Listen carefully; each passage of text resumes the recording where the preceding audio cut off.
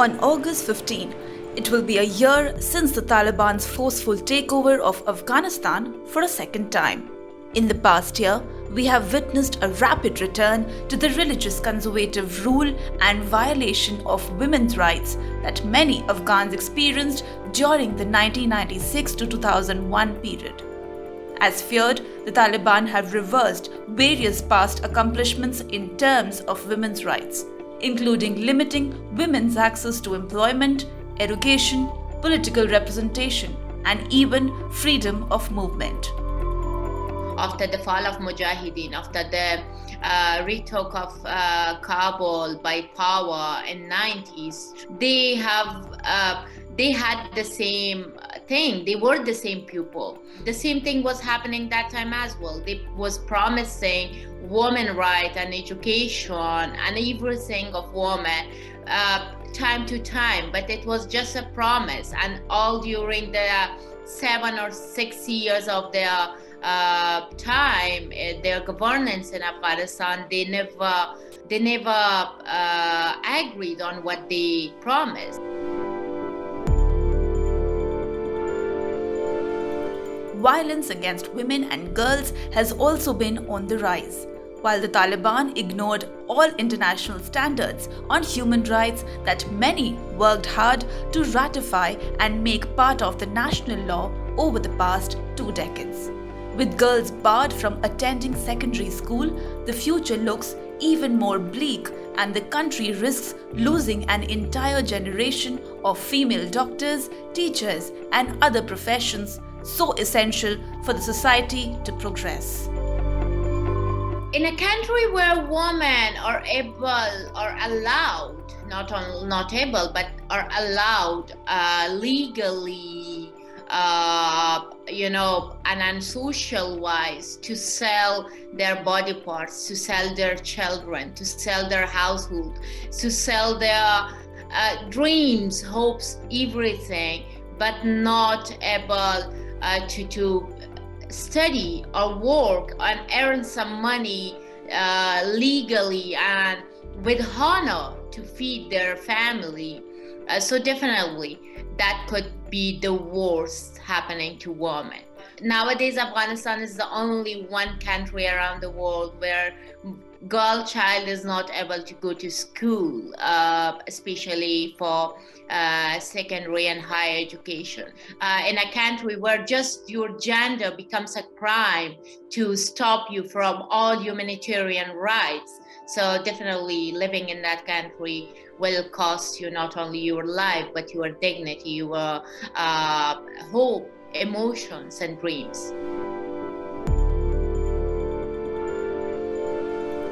However, despite the fact that nothing has changed with the so-called Taliban 2.0, the women of Afghanistan are not the same as that in the 90s.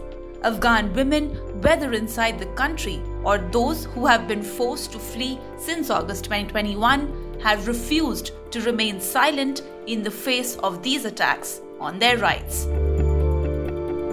It's so clear. They have to change.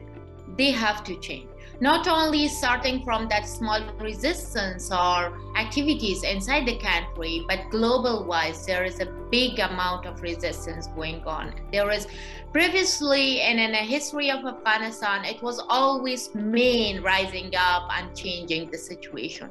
But this time, we see it globally that there are women who are stepping up. Women of Afghanistan are not anymore women of 90s. So it's so clear that they have to change. Otherwise, they need to just give up.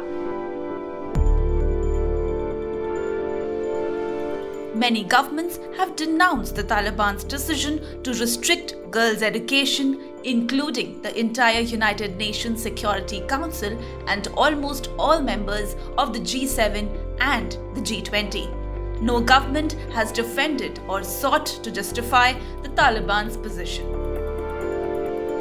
Just few days later, the closure of schools, and that also in a way that schools were open, girls were already inside school for 1 or 2 hours, and then suddenly Taliban are coming and kicking them out of their classes. So this is, this was that,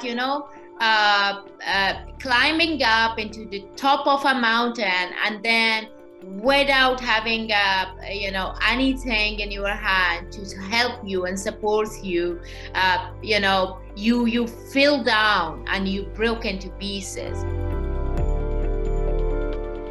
Women are currently urging the UN against renewing a travel ban exemption for members of the Taliban that was originally issued to the group's leadership to allow international talks in support of Afghan reconciliation and peace.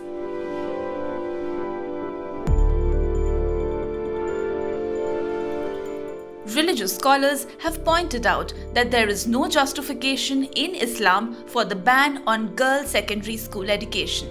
To show how the Taliban have weaponized Islam for their own gains, many Afghan women leaders are working to remind the international community that few Muslim-majority countries, including the conservative Saudi Arabia, have such draconian anti-women policies.